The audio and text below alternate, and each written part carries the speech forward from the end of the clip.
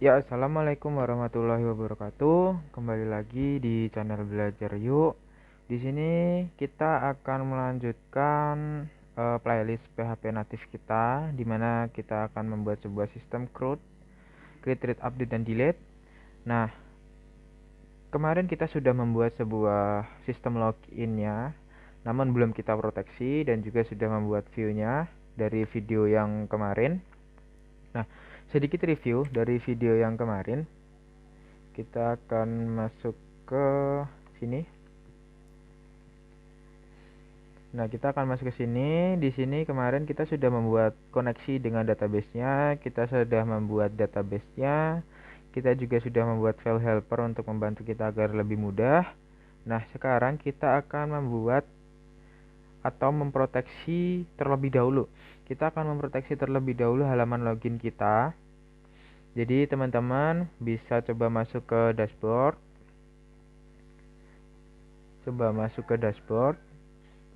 Nah, di sini kan yang akan kita proteksi adalah halaman dashboard, di mana halaman dashboard ini masih berisi hello world. Nah, teman-teman bisa ingat kembali pada saat kita membuat sebuah proses login. Kita buka proses login. Nah, di sini kita sudah membuat sebuah session. Sessionnya yaitu kita membuat sebuah session ID. Nah, session ID ini akan kita gunakan untuk memproteksi halaman dashboardnya. Caranya gimana? Teman-teman bisa buka aja tag PHP di dalam sini. Langsung buka aja tag PHP-nya. Kemudian teman-teman bisa ketikkan, kita pakai kondisi if else.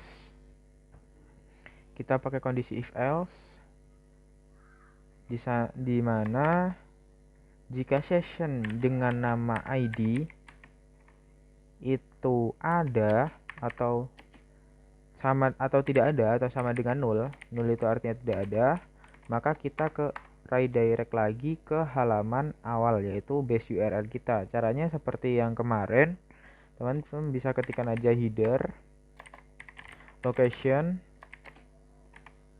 dot base URL, kemudian kita klik exit untuk keluar dari PHP-nya.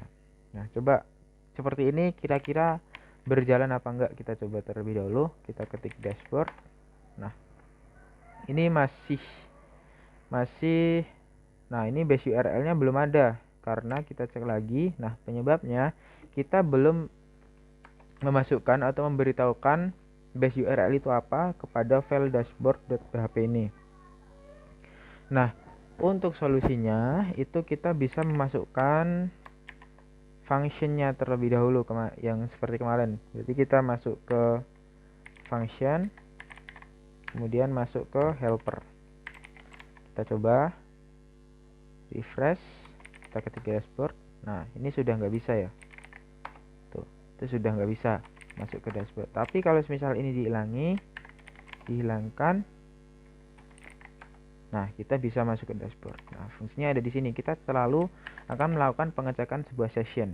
Sessionnya akan kita cek terus gitu untuk proteksinya. Nah, selanjutnya kita akan membuat sebuah C-nya dulu, create-nya dulu. Kita akan membuat create. Pada episode kali ini kita akan membuat create-nya terlebih dahulu. Nah, langkah awalnya berarti kita harus membuat sebuah file dengan nama create.php untuk view-nya. Di luar ya, tetap di luar. Kita create, kita buat nama atau file dengan nama create.php. Kemudian di sini berarti kita dashboard ini kita gunakan sebagai template. Oke, dashboard ini kita gunakan sebagai template dan create ini kita gunakan sebagai page-nya. Oke, berarti gini aja biar lebih rapi. Ini bisa dihapus saja. Kemudian teman-teman bisa buat folder lagi dengan nama page atau halaman. Kemudian teman-teman bisa buat halaman create PHP. Biar nggak bingung. Terus habis itu di dashboard ada sedikit perubahan. Kita di sini akan membuat sebuah navbar. Nah, kita akan menggunakan template dari Bootstrap. Teman-teman bisa buka aja get bootstrap.com.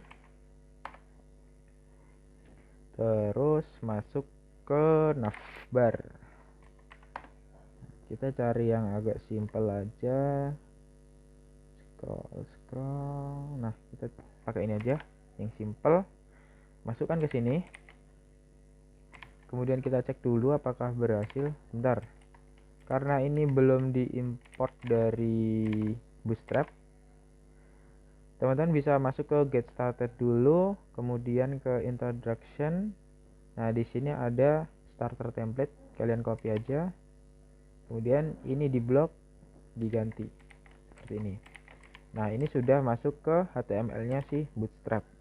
Kemudian baru bisa masuk ke navbar-nya. Navbar, scroll lagi, kita copy yang tadi, copy. Kemudian bisa ganti hello world-nya menjadi navbar yang sudah di copy. Nah, mungkin kita bisa login terlebih dahulu biar lebih enak. Oh, masih belum bisa. Kita lihat ada apa. Session dashboard.php. Session. Oke, kita harus coba kita login lagi. Nah, ini belum bisa karena apa?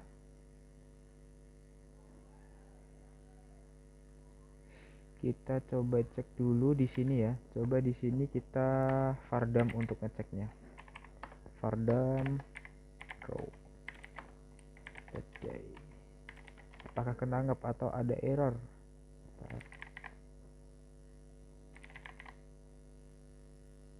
Nah, di sini udah dapat ya, padahal adminnya siapa dan juga siapa itu udah dapat.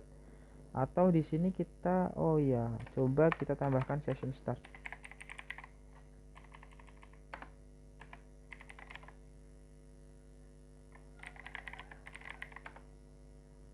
Oke, bentar. Ini masih di vardam. Kita komen dulu. Refresh. Kita ketikkan admin. Nah, bisa masuk. Nah, jadi kekurangannya tadi di sini kurang session start. Jangan lupa semisal ingin menggunakan session itu harus selalu diawali dengan session start atau sessionnya dimulai dulu seperti itu. Nah, kita sudah berhasil untuk memasukkan si template Bootstrap-nya. Oke, kita perbaiki dulu di sini biar agak pendek. Kita fluidnya kita ilangin. Terus ini udah. Coba kita ganti jadi dark.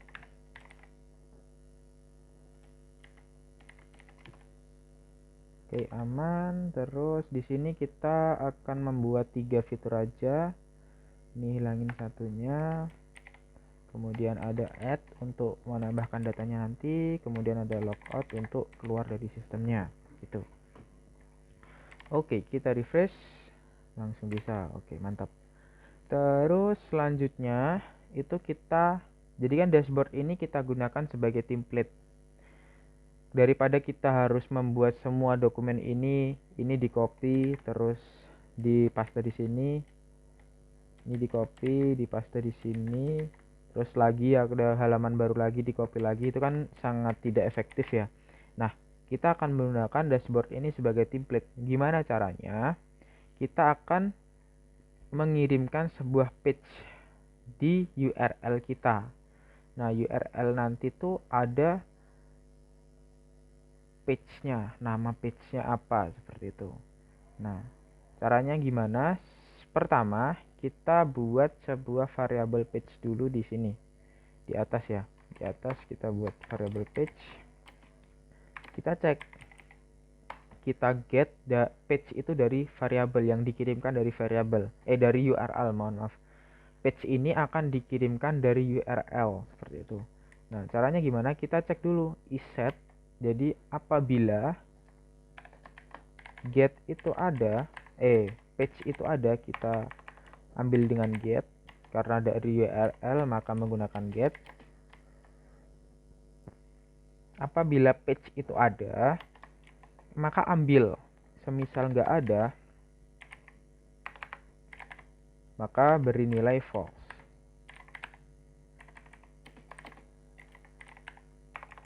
Beri nilai false. Mana? False. Seperti ini. Nah, jadi ini nanti akan digunakan. Jadi bentuk URL-nya nanti ada http localhost misal PHP, terus ada dashboard PHP, terus ada tanda tanya, ada page. Nah, page ini yang akan kita ambil. Page ini akan kita ambil dengan iset ini tadi, seperti itu. Nah, selanjutnya ini belum bisa, seperti ini belum bisa. Terus selanjutnya kita buat untuk menaruh halamannya atau untuk menaruh kontennya. Di sini kita buat aja sebuah kelas. Untuk menulis kelas di Visual Studio Code atau untuk menulis kelasnya itu bisa kalian menggunakan titik konten. Nah, kan otomatis dibuatkan. Kalau mau membuat sebuah ID tinggal pagar konten. Nah, gitu udah langsung dibuatkan seperti itu.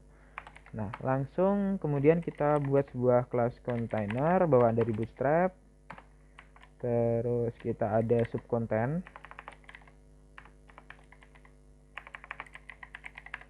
Subkonten, terus kita kasih jarak ya. Atasnya kita kasih jarak 5 biar ada jaraknya agar lebih rapih. Kemudian di sini kita akan membuat atau mengisi secret ini, kita masukkan ke dalam sini, dalam subkonten. Create ini akan kita masukkan dalam subkonten. Gimana caranya? Nah, teman-teman bisa buka tag PHP terlebih dahulu. Buka tag PHP-nya. Kemudian ketikkan atau membuat sebuah variabel file name. Kita akan memanggil atau mengambil nama filenya dari page. Page itu yang sudah kita buat di sini tadi, di paling atas yang dikirimkan lewat URL. Nah, kita pakai di sini variabel page.php. Kemudian cara ngeceknya, if file exists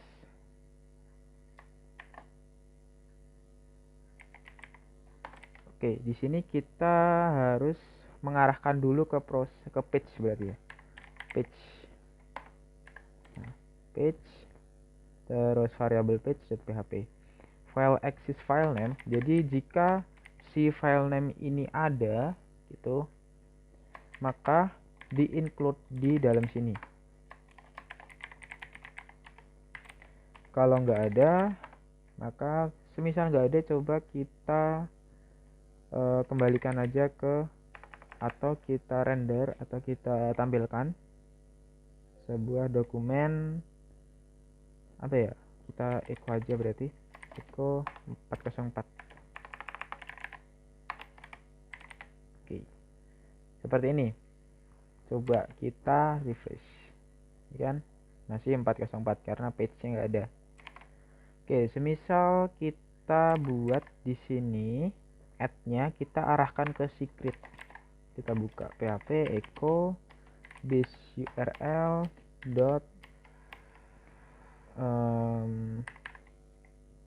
dashboard.php, page-nya adalah create gitu. Kita refresh, kita cek. Nah, di pojok kiri paling bawah itu ada URL-nya. Sepertinya kebanyakan slash, nggak usah pakai slash. Kita refresh. Nah, itu ada di pojok kiri paling bawah. Oke. Jadi create ini akan digunakan untuk memanggil halaman create di sini. Oke. Selanjutnya coba di dalam folder atau di dalam folder page di file create.php kita isi formulir yang kita ambil dari Bootstrap. Kita ambil sebentar, form. Kita ambil yang sederhana saja, berarti yang ini. Kita copy di sini. Oke, selesai. Coba kita klik dari add-nya. Oh, nampaknya belum bisa. Masih not found. page, create. Coba kita cek di bagian atas, iset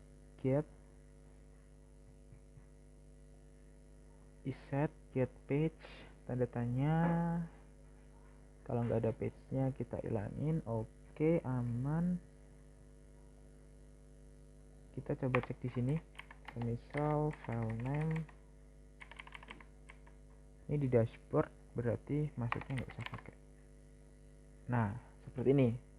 Ini tadi kebanyakan slash, harusnya nggak usah pakai seperti itu. Nah, ini langsung tampil dari halaman create-nya tadi, dari halaman create, dari halaman sini sudah tampil kan, sudah bisa. Jadi kita bisa menggunakan template di si dashboard ini tadi. Nah, selanjutnya kita siapkan dulu field atau formulir-formulir yang akan kita gunakan untuk memasukkan data-data pekerja seperti itu atau pegawai. Mungkin yang pertama itu ada nama ya. Nama ini bebas, sesuai kreativitas saja karena masih latihan juga. Nama di area ini hilangin aja. ID-nya juga nama, jangan lupa type-nya kita kasih teks. Terus jangan lupa name-nya, biar nanti bisa ketahuan ini input dari siapa. Kemudian ada password. Passwordnya nggak usah, berarti ada nomor ID gitu aja. No ID. Tab-nya teks. Kita kasih tab number deh. Number. Ini no ID. Kemudian name-nya no ID. Terus selanjutnya ctrl shift D itu ada, berarti ada apa aja, ada nomor HP ya, nomor HP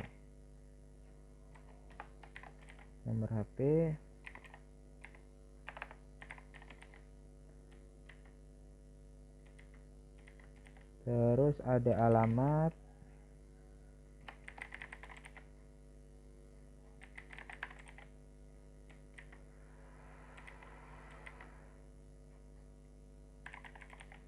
terus terakhir ada mungkin di atas sini ada email gitu aja, ada email. Nah, ini sesuai dengan kreativitas teman-teman semua. Setelah itu, ini formnya sudah jadi. Kita coba lihat di sini, kita refresh. Nah, ini sudah jadi untuk formulirnya. Mungkin ini kita ganti dulu ya, biar ini belajar. Yuk, refresh. Nah, teman. Kemudian selanjutnya ini kan formulirnya belum berfungsi. Tuh, masih dengan get. Nah, masih dengan get. Ini belum berfungsi formulirnya, masih 404. Nah, caranya gimana untuk memberikan atau biar formulirnya itu bisa berfungsi? Itu kita kasih sebuah metode. Metodenya berarti kita pengennya pause, terus kita kasih action. Nah, actionnya nanti itu kita arahkan ke folder proses tadi. Echo base URL berarti ke proses, terus ke nanti kita akan buat proses add.php. Oke, udah selesai. Actionnya pasti ke sini. Kita coba, kita submit. Nah, ini actionnya sudah benar ya ke proses add, dan ini masih not found karena kita belum mempunyai file dengan nama proses add gitu. Kita buat dulu untuk proses add-nya. .php. Di sini itu akan mengenangani input dari formulir itu menuju database kita, yaitu database PHP native root-nya.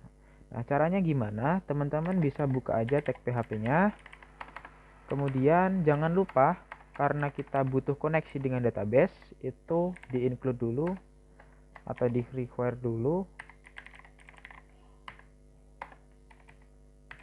Kemudian di sini juga koneksinya jika kita butuh. Setelah itu kita akan menangkap si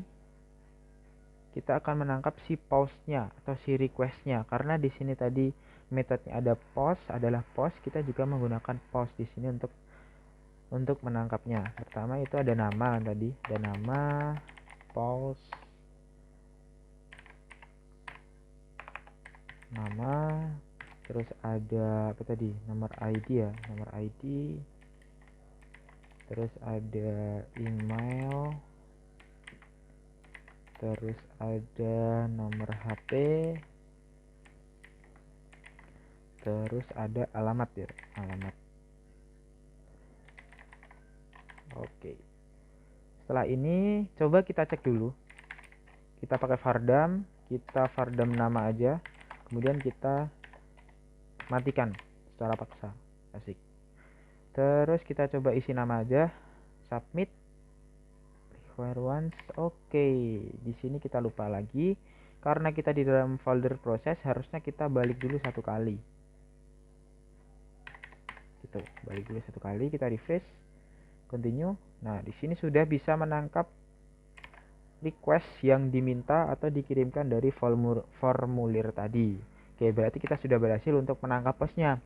Selanjutnya itu kita akan memasukkan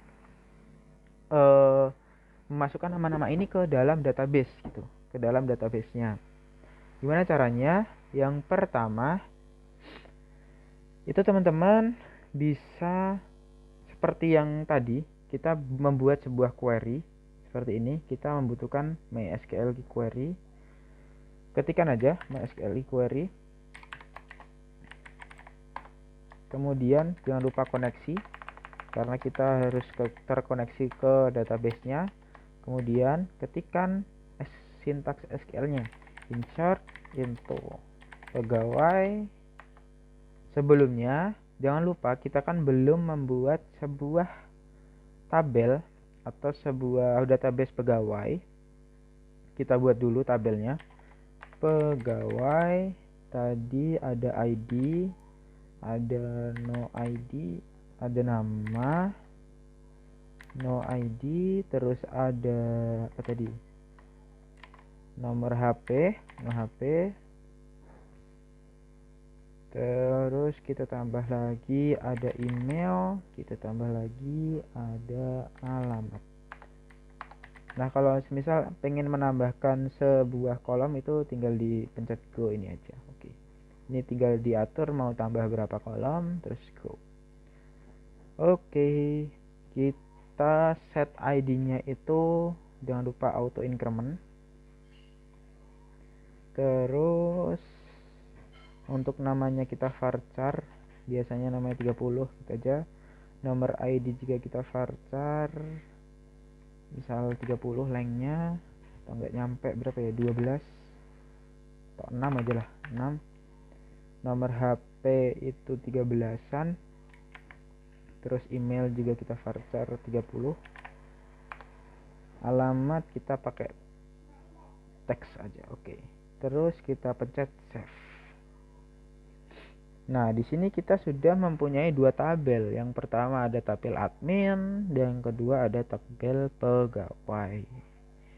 Nah, sudah clear untuk pembuatan tabel. Kemudian kita lanjutkan untuk memasukkan datanya. Di sini ada insert into pegawai, tabel kita. Kemudian kita tulis dulu view apa saja yang ingin diisi atau kolom apa saja yang ingin diisi. Yang pertama itu ada nama, no ID, terus ada tadi apa, no HP, terus ada email, ada alamat. Kemudian kita isi dengan value-nya apa? Kita tulis values. Value-nya itu dari si variabel-variabel tadi, ada nama, kemudian ada nomor ID, kemudian ada tadi nomor HP, kemudian ada email, kemudian ada alamat. Oke. Nah, dia sampai sini sebenarnya sudah selesai prosesnya. Di sini sampai sini harusnya datanya itu sudah bisa berhasil atau sudah berhasil dimasukkan ke dalam database. Kita coba terlebih dahulu apakah berhasil untuk dimasukkan ke dalam database-nya. Kita coba terlebih dahulu, kita refresh, kita masukkan Dimas, nomor ID-nya terserah, nomor HP-nya ini, emailnya, kemudian alamatnya, submit, define variabel nama. Nah ini ada tipe kayaknya. Nah ini nama, refresh, continue. Nah ini sebenarnya datanya sudah berhasil diinputkan ke database. Kita cek, coba kita cek. Nah di sini sudah ada. Ini ada kesalahan tadi yang pertama, kemudian ada nama. ID ini sudah otomatis karena tadi kita setnya AI atau auto increment. Nah masalahnya, semisal kita refresh kemudian kita submit, itu datanya masih masuk, padahal ini data kosong. Dan jelas-jelas data kosong itu harusnya nggak bisa masuk. Nah gimana caranya kita bisa memproteksi ini juga biar data-data kosong itu nggak bisa masuk gitu. Gimana caranya? Caranya di sini kita pakai kondisi lagi. Kita tuliskan dulu, pengecekan data, kelengkapan data. Kita pakai if. Kondisinya yang pertama, empty nama. Empty itu jika kosong. Jika nama itu kosong, atau yang kosong itu nomor ID-nya, atau yang kosong itu si emailnya atau nomor HP-nya dulu, atau yang kosong itu adalah emailnya, atau yang kosong itu adalah alamatnya.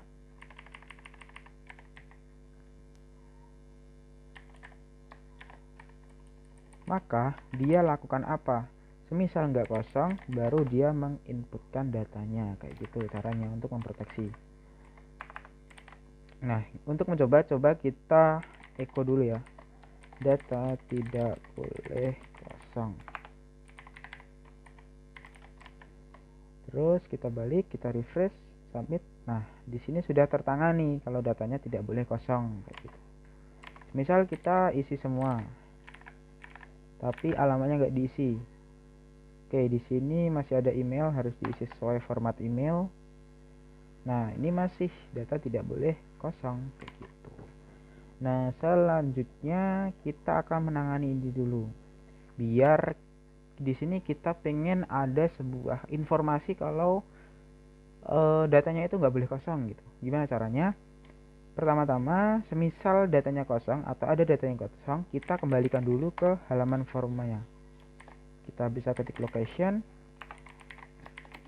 kemudian ada base URL, kemudian kita ketikkan dashboard.php dengan page-nya adalah create, kemudian dengan tambahan parameter itu ada empty form. Formnya kita beri true. Oke, nah true ini akan kita gunakan juga untuk mendeteksi adanya error atau tidak gitu. Kita balik lagi ke create. Nah di create kita buka lagi tag PHP di sini untuk get dari si empty form tadi. Nah untuk get dari sini tadi, dari prosesnya kita get dulu untuk empty formnya itu. Jika empty formnya itu true atau ada, maka dia akan mengeluarkan error kayak gitu. Nah di sini kita buka tag PHP, kemudian kita ada variabel dengan nama empty form. Kita get lagi, pakai iset get empty form. Jika tidak ada, maka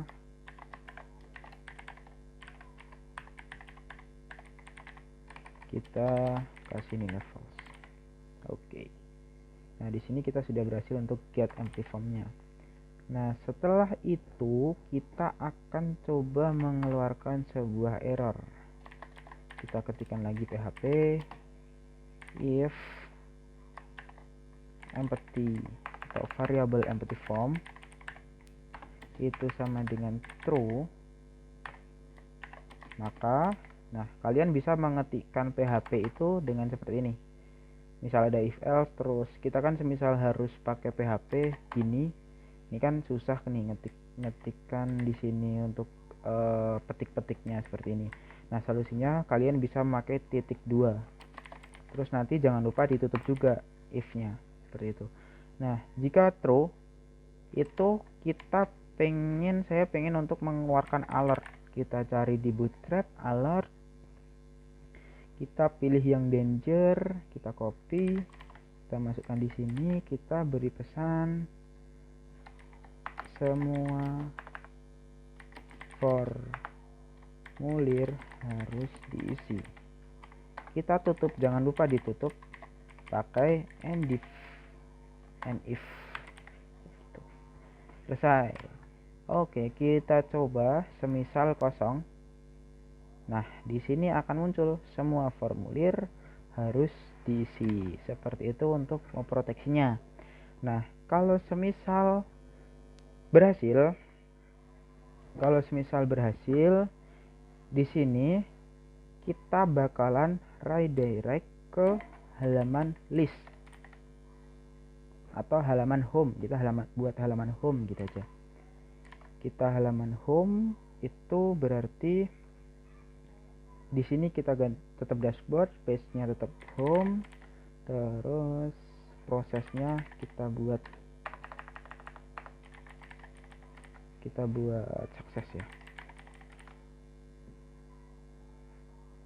Atau di sini prosesnya kita pakai proses saja. Ini valid. Nah, kita cek di sini proses, ganti biar lebih seragam. Ini valid. Untuk keluarkan ini. Kita coba lagi, cek. Oke, aman. Oke, selesai untuk proses app-nya. Selanjutnya kita akan redirect ini dulu ke halaman home. Kita buat page namanya home.php. Terus kita tutup dulu untuk proses login sama indeksnya. Home-nya kita akan menampilkan sebuah list.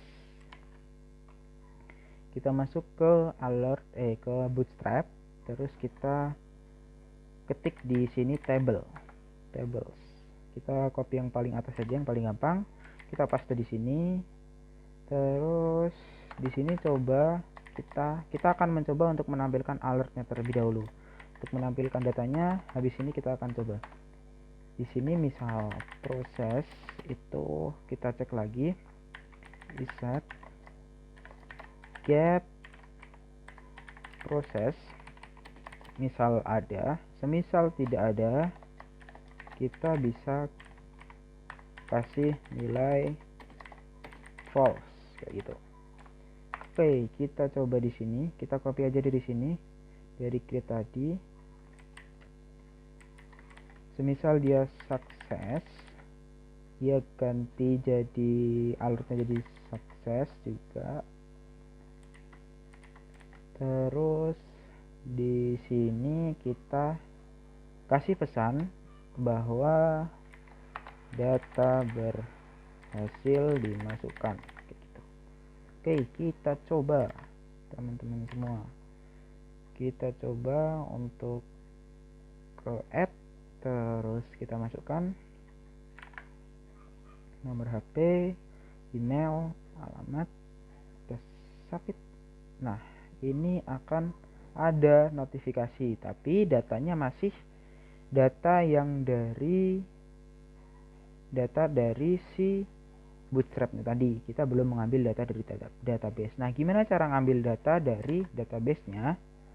Oke, kita akan coba di episode ini juga. Nanti di episode selanjutnya kita tinggal membuat edit sama delete-nya. Nah, untuk menampilkan itu teman-teman seperti biasa harus harus menggunakan MySQL query lagi untuk menampilkan. Nah, kita tampilin di sini aja ya, daripada kita buka tag PHP lagi. Atau kita buka di bawah juga apa. Di sini kita mengambil data dari database gitu ya. Kita kasih komentar. Kita buka PHP. Terus di sini kita buat sebuah variabel pegawai MySQL query lagi untuk terkoneksi, terus koneksi pakai variabel koneksi, terus select, tulis sintaksnya from pegawai, kita tutup pakai titik koma. Terus jangan lupa di sini kita require juga si koneksinya. Require once, kita berada di mana, page berarti harus keluar dulu. Jangan lupa kita masuk ke function, terus masuk ke koneksi. Oke, selesai. Di sini kita sudah mendapatkan data pegawai. Selanjutnya kita akan mencoba menampilkan, atau kita coba fardam dulu deh. Fardam dulu si pegawainya. Kita coba fardam, terus kita matikan secara paksa. Kita refresh. Nah, require once, file to open such file directory. Apa ini? Kita balik, betul. Coba kita balik ke home. Require once, file. Kenapa ini? Ada apa?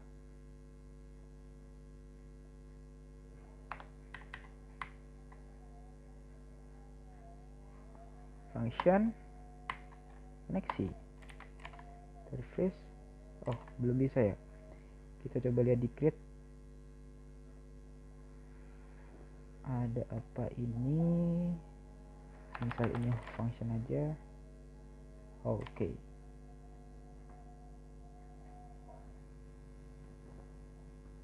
Ini berarti pakai function. Oh ya bener, kita tinggal masuk ke function aja, nggak usah balik lagi.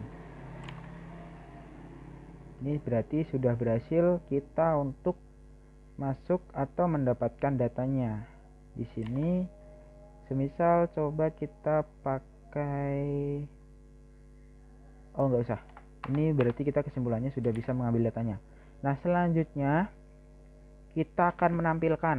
Di sini kita atur dulu, ada nomor kan, tadi ada nomor, ada nama, ada kok ada nomor, nama, nomor ID, terus ada nomor HP, ada email, ada alamat. Terus di sini kita tambahin tombol action nanti buat update dan delete-nya. Terus di tr ini kita for each, atau kita menggunakan perulangan untuk mengeluarkan datanya. Caranya gimana? Teman-teman bisa ketikkan aja PHP, kemudian for each gini aja biar nggak terlalu panjang. Nanti kita pakai sintaks ini aja. Kemudian ketikkan variabel pegawai yang berisi objek pegawai, kemudian as p. Jangan lupa ditutup di bawah, and for each, tutup titik koma. Nah, cara mengeluarkannya itu bisa menggunakan PHP echo. PHP echo t si nama, t nama, terus tadi ada apa aja, ada no ID, terus ada no HP, terus ada email, dan ada alamat. Nah, setelah ini kita coba bawahnya kita kasih tombol deh yang akan kita lanjutkan di episode selanjutnya. Di bawah ini kita kasih tombol sebuah A dengan kelasnya btn danger. Ini untuk delete karena danger itu berwarna merah karena untuk delete. Kemudian kita kasih delete. Terus di sini kita kasih sebuah kelas lagi yang namanya batch agar tombolnya itu menjadi kecil. Setelah itu di sini untuk editnya kita menggunakan info berwarna biru. Oke, selanjutnya kita refresh. Apa yang terjadi? Nah, maka datanya akan tampil sesuai dengan apa yang ada di database. Database ada 4, di sini juga ada 4.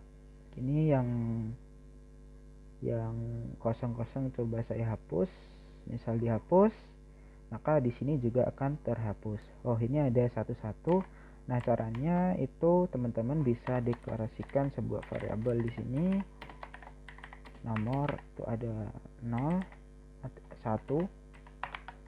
Kemudian kita pakai php echo, kita increment.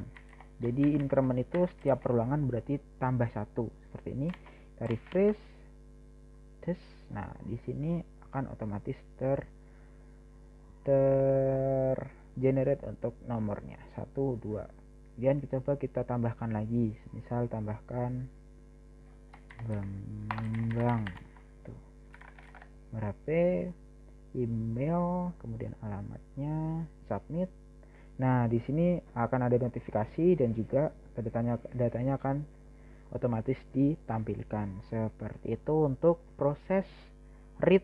Berarti kita hari ini sudah memproteksi halaman dashboardnya, udah read dan juga sudah untuk create-nya. Seperti itu.